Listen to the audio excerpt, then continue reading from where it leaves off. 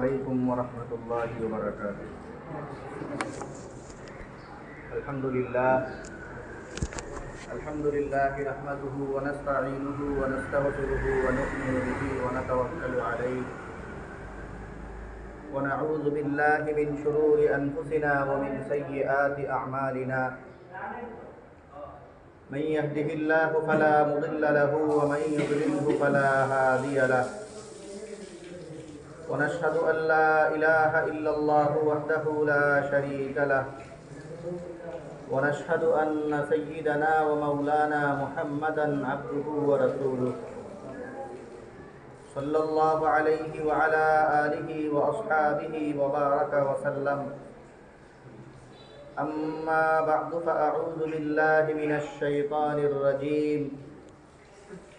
بسم الله الرحمن الرحيم. والفجر وليال عشر والشفع والوتر والليل إذا يسر هل في ذلك قسم لذي حجر.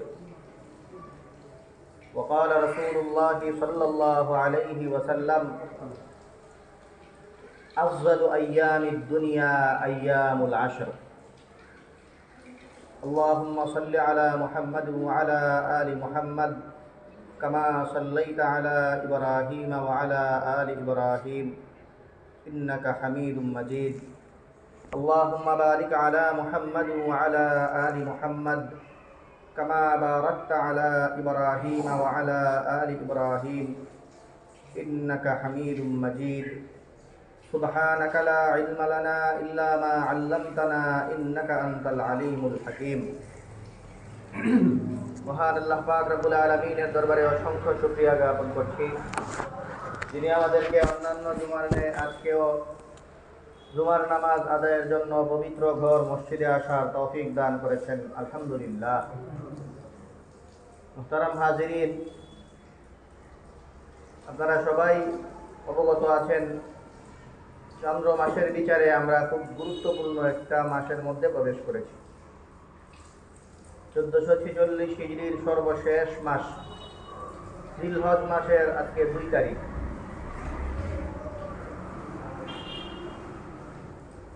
তো জিলহজ মাস আমাদের মধ্যে প্রবেশ করা, এর অর্থ হলো আমরা খুব গুরুত্বপূর্ণ একটা চমৎকার ইবাদতের মৌসুমে আমরা ঢুকে গেছি। শরীয়তের আল্লাহ পাক রব্বুল আলামিন মানুষজনকে যে গুরুত্বপূর্ণ বিশেষ কিছু সময় দিয়েছেন, এর মধ্যে কিছু দীর্ঘ সময় দিয়েছেন আল্লাহ তাআলা মানুষজনকে আল্লাহর কাছে নৈকট্যশীল বান্দা হিসাবে মানুষ যেন নিজেকে আল্লাহর কাছে নিয়ে যেতে পারে। এই কারণে ছোট সময়, বড় সময়, অনেক ধরনের সময় আল্লাহ তাআলা দেন। এর মধ্যে 10 দিন ব্যাপী সময়, এরকম 3টা সময় আল্লাহ তাআলা এমনভাবে মানুষকে দেন যে 10 দিন ব্যাপী, এত লং টাইম মানুষ আল্লাহ তাআলার নৈকট্যশীল হওয়ার জন্য আল্লাহ তাআলা এই সুযোগটা দেন। এর মধ্যে এই 3টা দশক বিশেষভাবে এই জন্য পরিচিত। একটা হলো জিলহজের প্রথম দশক, আর একটা হলো মুহররমের প্রথম দশক, আর একটা হলো রমজানের শেষ দশক। এই 3টা দশক খুব গুরুত্বপূর্ণ 3টা দশক, এবং এই দশকগুলির মধ্যে কোন সময়টা বেশি শ্রেষ্ঠ এটা নিয়েও খুব আলাপ সালাপ আছে। তো এই বড়সড় আলাপে না গিয়া যদি আমরা সারাংশ বলি, তাহলে এই সারাংশ বলতে গেলে এভাবেই বলতে হয় যে রাতের বিচার করলে রমজানের শেষ দশক সবচেয়ে শ্রেষ্ঠ, আর দিনের বিচার করলে জিলহজের প্রথম দশক সবচেয়ে শ্রেষ্ঠ। অর্থাৎ আমরা পৃথিবীর সবচেয়ে শ্রেষ্ঠ 10টা দিনের মধ্যে ইতিমধ্যে আমরা ঢুকে গেছি। তো এই 10টা দিন আল্লাহ তাআলা এইটাতে খুব গুরুত্বপূর্ণ একটা দশক, এই ব্যাপারটা ফুটাইয়া তোলার জন্য আল্লাহ তাআলা কোরআনে কারিমে 2টা বক্তব্য নিয়ে আসছেন। একটা বক্তব্য হইল শপথ সংক্রান্ত। শপথ বিষয়ে আমরা জানি, আমরা কিছু ভুল করি, কিছু কাজ শুদ্ধ করি, ভুল শুদ্ধ মিলাইয়া যেটাই করি, ভুল যারা করি এরাও আর শুদ্ধ যারা করি এরাও সবাই একটা পয়েন্টে একমত যে শপথ করতে হয় গুরুত্বপূর্ণ কোনো কিছু। যেমন যারা ভালো কাজ করে, শুদ্ধ কাজ করে, এরা আল্লাহর নামে শপথ করে, তো আল্লাহ তাআলা গুরুত্বপূর্ণ, এটা তো বলা বাহুল্য।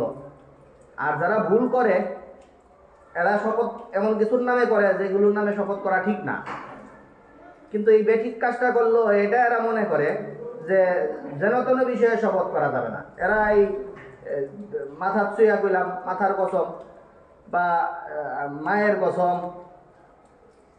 ওই ধরনের বেশ কিছু যে কোনো জিনিস নিয়েই কসম করে, আল্লাহ ছাড়া অন্য কিছুর নামে কসম করা যায় না, এটা নিষেধ। তো এই কাজটা আমরা পরিহার করব অবশ্যই। কিন্তু যে বিষয়টা বুঝাইতে চাইতেছি সেটা হলো, এই ভুল কাজটা করলেও যে করে সে এটা ঠিকই মানে যে এই জিনিসটা খুব গুরুত্বপূর্ণ। মা একটা গুরুত্বপূর্ণ, মাথা একটা গুরুত্বপূর্ণ জিনিস। তো এই গুরুত্বপূর্ণ পয়েন্টে সবাই একমত যে কসম করতে হয় গুরুত্বপূর্ণ কোনো কিছুর না। তো আল্লাহ তাআলা এমন অনেক গুরুত্বপূর্ণ জিনিসের নামে কোরআনে কারিমে শপথ করছেন, যে এই জায়গাটা একটু ভিন্ন। আল্লাহ তাআলা কোরআনে কারিমে বলেন, ওয়াল ফাজরি ওয়াল লায়ালিন আশর, প্রভাতের শপথ আর 10টা রাতের শপথ। তো মুফাসসিরিনরা প্রায় সবাই একমত, এখানে এই 10 মানে হলো জিলহজের প্রথম দশক। তো সোজা সাপটা আমরা বলতে পারি যে জিলহজের প্রথম দশকের শপথ আর প্রভাতের শপথ। তো এই জিনিসটাই তো যথেষ্ট ছিল জিলহজের প্রথম দশককে গুরুত্ব বহ করে তোলার জন্য। এটা যে খুব গুরুত্বপূর্ণ টাইম, একটা গুরুত্বপূর্ণ সময়, এটা বোঝানোর জন্য আল্লাহ তাআলার এই শপথটা, অন্যান্য জায়গায় অনেক গুরুত্বপূর্ণ বিষয়ে শপথ করেন, তাই এখানেও করছেন। তো এটা গুরুত্ব হিসাবে এটা বেশ যথেষ্ট ছিল, কিন্তু এখানে আল্লাহ তাআলা ক্ষান্ত হন নাই। এই 2-3টা আয়াত পরে আল্লাহ তাআলা আবার চোখে আঙ্গুল দিয়ে বুঝাইতেছেন যে এই হালফি যালিকা কাসামুল লিজি হিজর, আমি কিন্তু একটু আগে শপথ করে আইছি, আর শপথ বিষয়ক কিন্তু কি কারণে শপথ করা হয় জ্ঞানীরা একটু চিন্তা করলেই ব্যাপারটা বুঝে আসবে তাদের। তাহলে শপথও করা, আবার এই যে শপথ করলাম বুঝিস, কিন্তু এই ধরনের একটু পরে আবার সেই দিকে আবার ইশারা করা, এই ঘটনা অন্য কোথাও ঘটে নাই কোরআনে কারিমে। অনেক কিছুর নামে অনেক জায়গায় শপথ করা হয়েছে, কিন্তু আবার পরক্ষণে এটা নিয়ে আবার গুরুত্ব ব্যাপারে আবার সচেতন করে তোলা, এটা শুধু এই জায়গাটাই, যেখানে জিলহজের প্রথম দশকের শপথের কথা আসছে, এই জায়গাটাই আল্লাহ তাআলা এই কাজটা করছে। তো এটা একটা ব্যাপার। আর সূরা হজের মধ্যে এই সময়টাকে, এই জিলহজের এই দশকটাকে আল্লাহ তাআলা এটা আলোচনার ঊর্ধ্বে এমন একটা ভাবে ব্যাপারটাকে ফুটিয়ে তুলছেন যে এটা নিয়ে তো সবাই বুঝে এটা কতটা গুরুত্বপূর্ণ, এটা বলার কিছু নাই। আল্লাহ তাআলা কোরআনে কারিমে সূরা হজের মধ্যে বলেন, হাজী সাহেবগণ কি কি ভালো কাজ করেন, এর মধ্যে একটা কাজের বর্ণনা করতে গিয়ে আল্লাহ তাআলা বলেন, লিয়াশহাদু মানাফিআ লাহুম ওয়া ইয়াযকুরু ইসমাল্লাহি ফি আইয়ামিন মা'লুমাত। ইয়াযকুরু ইসমাল্লাহি ফি আইয়ামিন মা'লুমাত, এরা আল্লাহ তাআলার জিকির ইত্যাদিতে লিপ্ত থাকবে, ফি আইয়ামিন মা'লুমাত, পরিচিত দিনগুলোতে। সবাই যে দিনগুলির ব্যাপারে জানে যে এগুলি খুবই গুরুত্বপূর্ণ দিন, এই পরিচিত মার্ক করা দিনগুলো, এবং সবার মনে যেই দিনগুলি দাগ কেটে গেছে যে এটা খুব গুরুত্বপূর্ণ, তো এত মার্ক করা দিনগুলোতে পরিচিত, সবার সামনে যেই দিনগুলো সব একদমই পরিচিত, স্পষ্ট, এগুলোর বিষয়ে কথা বলা বাহুল্য পর্যায়ের এমন স্পষ্ট দিনগুলোতে, এত গুরুত্বপূর্ণ দিনগুলোতে এরা আল্লাহ তাআলার জিকিরে লিপ্ত থাকে। তো এটাকে আল্লাহ তাআলা এখানে গুরুত্ব ফজিলত বুঝানোর উপযুক্তই মনে করছেন না, তো এটা তো বুঝানোর চেয়ে আরো ঊর্ধ্বে। তো এইভাবে আল্লাহ তাআলা এখানে ব্যক্ত করেন। তো দুইটা জায়গায় আমরা দুই ধরনের বর্ণনা ভঙ্গি পাইলাম। নবী সাল্লাল্লাহু আলাইহি ওয়াসাল্লাম আবার এত রাগ ডাক করছেন না। নবী সাল্লাল্লাহু আলাইহি ওয়াসাল্লাম খুবই স্পষ্টভাবেই এই কোরআনে কারিমের যে ইঙ্গিত বাহক ব্যাপারগুলি আছে ওগুলোরে ইঙ্গিতে না রেখা খুবই স্পষ্ট করে দিচ্ছেন। খুব স্পষ্ট হাদিস, নবী সাল্লাল্লাহু আলাইহি ওয়াসাল্লাম বলেন, আফজালু আইয়ামিদ দুনিয়া আইয়ামুল আশরি, পৃথিবীর মধ্যে সবচেয়ে শ্রেষ্ঠ 10টা দিন হলো জিলহজের প্রথম 10 দিন। তো হাদিসে খুবই ক্লিয়ার কথা যে পৃথিবীর সবচেয়ে শ্রেষ্ঠ 10 দিন জিলহজের প্রথম 10 দিন। তো কোরআনে কারিমের ব্যাপার হাদিসে সব জায়গাতেই আমরা পাইলাম। এই কোরআন হাদিস ছাড়াও এখানে কিছু একটু চিন্তা করলেও ব্যাপারটা বুঝে আসে যে এই সময়টা কেন সবচেয়ে শ্রেষ্ঠ। যেমন দুইটা ব্যাপার আমরা তুলে ধরি কোরআন হাদিসের বাহির থেকেও, দুইটা পয়েন্ট আমরা ধরি যেটা বুঝলে আপনারা বুঝবেন যে এই সময়টা শ্রেষ্ঠ হওয়ারই। একটা হলো যে পৃথিবীর সবচেয়ে সেরা সেরা যত আমল আছে, এই সব আমল এই 10 দিনের মধ্যে আইসা করে। অন্য যে কোনো সময় কোনো আমল আপনি করতে পারবেন না, মনে চাইলেই করতে পারবেন না। যেমন আপনি রমজানের শেষ দশক বলেন, অথবা আরেকটা দশক আছে গুরুত্বপূর্ণ মুহররমের প্রথম দশক, এই সময়গুলোতে আপনি যতই কিছুই করতে চান অন্তত হজ করতে পারবেন। আর এই দশকটা এমন যে সব করতে পারবেন, খালি হজটা করতে পারবেন বলে সব করতে পারবেন এমন না, সবগুলি ব্যাপার গুরুত্বপূর্ণ। যেমন দেখেন নামাজ, অতিরিক্ত এই সময়টাকে কেন্দ্র করে নামাজের সূচনাও আছে। যারা বাইতুল্লাহর তোয়াফ করেন ওনাদের জন্য বিশেষ নামাজের ব্যবস্থা আছে, নামাজ পড়তে হয়। তো এটা এমন না যে নামাজ তো যে কোনো সময় পড়তে পড়া যায়, এই কারণে জিলহজের এই দশকেও আমরা নামাজ যাই না, ধরে না যোগ করে দিই। শুধু যোগ করার ব্যাপার না, এই সময়কে কেন্দ্র করে আলাদা নামাজের বিধানও রয়েছে। নামাজ, জাকাতের ব্যাপারটা ওই রকম। আপনারা হজের মাসাইলগুলি পড়লেই দেখবেন যে এই অসঙ্গতি প্রকাশ পাইলে এইভাবে হজ করা দরকার ছিল, এটা করে নাই, ওই ধরনের করে ফেলছে, তাহলে তার সৎকা করতে হবে। তার এই কারণে এই যে অসঙ্গতিটা সে ঘটাইলো, এই কারণে তার সৎকা করতে হবে। তার মানে এই সময়টাকে কেন্দ্র করে জাকাত সংক্রান্ত বিধানের আলাদা ইয়েই আছে, আলাদা মাসাইলই আছে এই 10 দিনটাকে কেন্দ্র করে। রোজার বিধানও ওরকম। রোজা যে কোনো সময় রাখতে পারে, এই সময় এই 10 দিনের 9 দিনেই রোজা রাখা মুস্তাহাব। আরাফার দিন বিশেষ করে ওই দিন রোজা রাখা সুন্নত, এগুলো তো আছেই। পাশাপাশি হজের মধ্যে যে কোনো ধরনের অসঙ্গতি ঘটলে এই ব্যাপারেও আছে, কোরআনে কারিমে সূরা বাকারাতেই আছে যে 10টা দিন রোজা রাখতে হয়। 10 দিনের মধ্যে 3 দিন ওখানেই রেখে আসতে হয়, ওয়াসাবাতুন ইযা রাজাতুম, আর 7 দিন রাখতে হয় বাড়িতে চলে আসা পরে। তার মানে আর হজের ব্যাপার তো বলার কি আছে, হজের মৌসুমই তো এটা।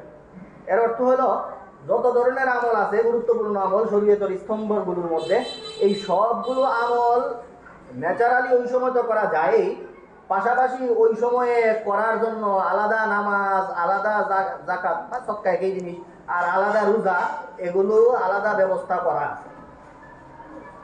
আর হজের ব্যাপার আছে। তার মানে এই সময়টা একটা ইবাদতের মৌসুমী। এটা এই সময়টা এই 10টা দিন, এই দিনগুলো, এই সময়গুলো হলো আল্লাহর কাছে আল্লাহর ইবাদতে লিপ্ত থাকা, বিভিন্ন ধরনের ইবাদত বন্দেগীতে থাকা, এইটার সময়ই হলো এটা। আর এই হলো একটা পয়েন্ট। আরেকটা পয়েন্ট আছে এই সময়টাকে গুরুত্ব বহ করে তোলার, সেটা হলো 3টা দশক নিয়ে আমরা তুলনা করছিলাম। একটা তুলনা মানে 3টা দশকই গুরুত্বপূর্ণ, এই কারণে তুলনা মাঝে মাঝে আসে। জিলহজের প্রথম দশক, মুহররমের প্রথম দশক, রমজানের শেষ দশক। মুহররমের প্রথম দশক, এইখানে এই 10 দিন রে নেতৃত্ব দেওয়ার মতো দিন আছে একটা, যেই দিনটার কারণে বাকি 9টা দিন ওই একটা দিনের ফোকাসে আলোকোজ্জ্বল হয়ে ওঠে। সেটা হলো আশুরার দিন। এই আশুরার কারণে বাকি 9 দিন সহ এই পুরা দশকটাই আলোকিত। একটা নেতৃত্ব দেওয়ার মতো একটা দিন আছে। রমজান মাসের শেষ দশকের মধ্যে নেতৃত্ব দেওয়ার মতো একটা রাত আছে, লাইলাতুল কদর।